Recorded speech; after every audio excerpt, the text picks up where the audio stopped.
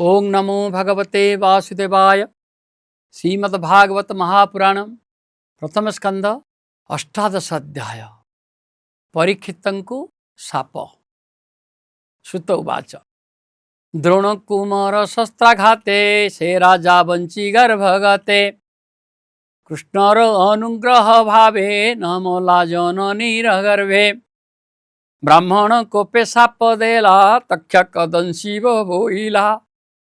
मरणे न डरी राजन चित्ते चिंतिला भगवान हरि महिमा परिमाणी व्यास कुमार मुखु शुणी छाड़ी न सर्वसंग हेले से जीव ज्ञान तत्व बळे बंगारे छाड़ी निज प्राण गोविंदे पशिला शरण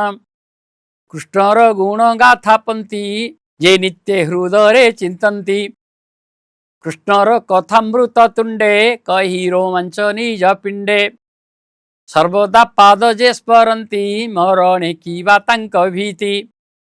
छे राजा जेते दिन थिला तारज्य कली न पशिला ए कली जुग धर्म एही कुशल कर्म जे चिंतई से फल ए देहे भुंजई इतर चिंता न लागई कृष्णर जेते गुण गाथा जे साधु जन मध्य कथा तार महिमा शुद्ध चित्ते कही बंचंती साधु संथे नित्य ताहार पद चिंती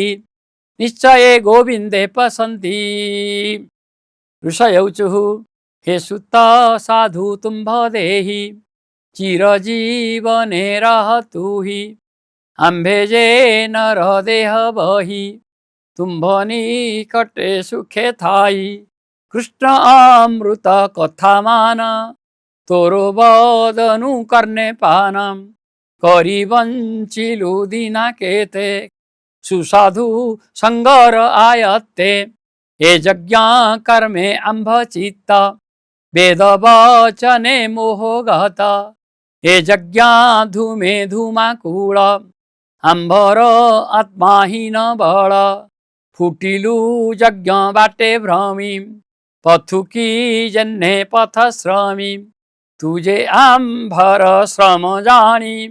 कृष्ण अमृत कथा वाणी पान कराई श्रुति मार्गे आंभ जीवन रख एवे हरि भक्त जन संगे यक्षणे वंचे नर अंगे ता संगे स्वर्ग भोगो मोक्ष के तुल्य करीब प्रत्यक्ष एणु जे करे साधु संग तरई ए भव तरंग प्राणी जीवने आशा जेते एथु अधिक की जगते कृष्ण कथारे रस जेते ताहा आस्वादी शुद्ध चिते के बार सज्ञता तेजे कर्ण जिह्वारे सुखे भुंजे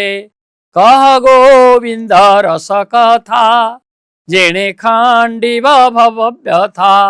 छे महाभाग परीक्षित भक्त मध्ये बुद्धिमंत तार चरित जोगो सार छे जे भक्त मध्ये बर अनंत चरित संजुत जे कर्म कले परीक्षित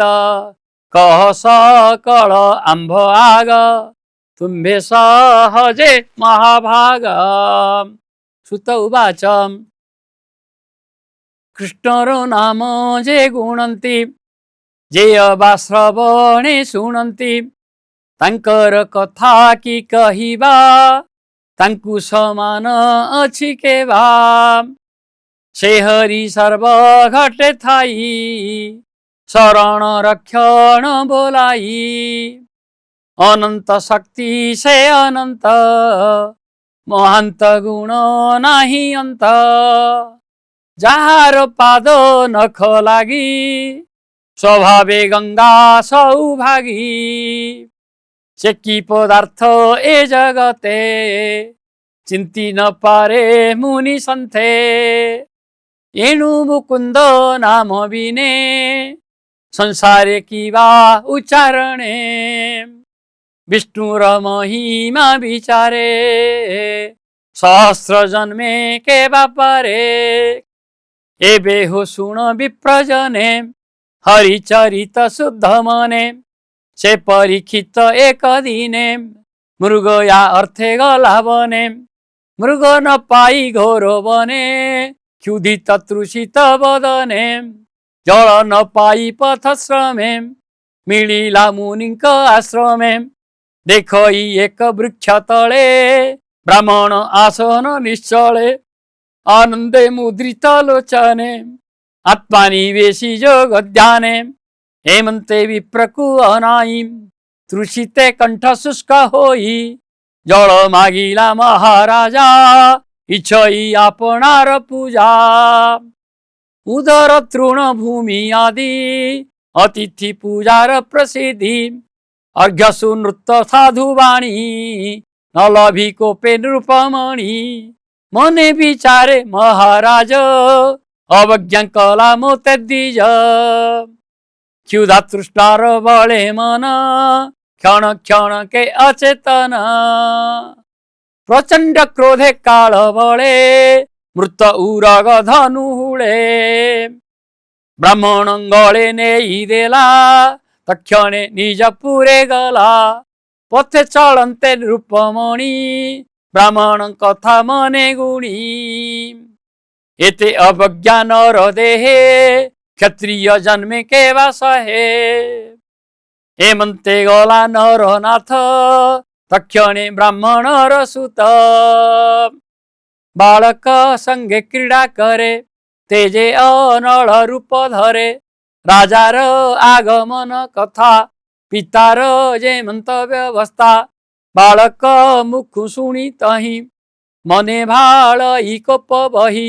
संसार धर्म जे पाळक देखता हार अविवेक स्वानर प्राय चेष्टा कला दासत्व स्वामी कुलंघिला ब्राह्मणे क्षत्रियंकु भरी यज्ञ रे द्वारपाळ करी स्वानर प्राय द्वारे थंती सेवंडे भोजन इच्छन्ति उत्पथ प्राणी दंड अर्थे जे कृष्ण जात ए जगते से जेणु निज पुरे गला तेणु ये अन्याय चिंतिला ये प्राणी संसारे रहिले धर्म न थिव एथि भले देख मोहर विप्रपण करीबी एथिर कारण हेमंत बाला कंकु कही रंग नयने रस भई कौशिकी जले हस्त भरी मार्जना आचमन करी राजा उद्देश्य करी मने वचन वज्र प्रहारणे बोलोई अधर्म विचार अन्याय कला ए पामर आज हूँ शपथ दिवसे तक्षक आसी महारोषे तार शरीर बेगे खाऊ ए जे अन्न थाके बेनहु मोर पितर द्रोहकारी से किम पार्थिव देह धरी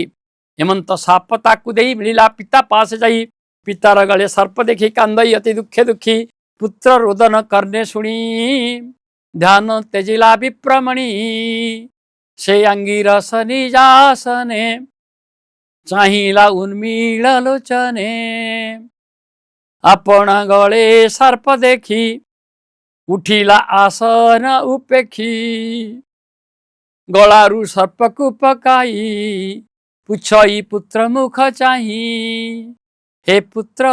कांदू किस अर्थे के प्राणी शोक देला तोते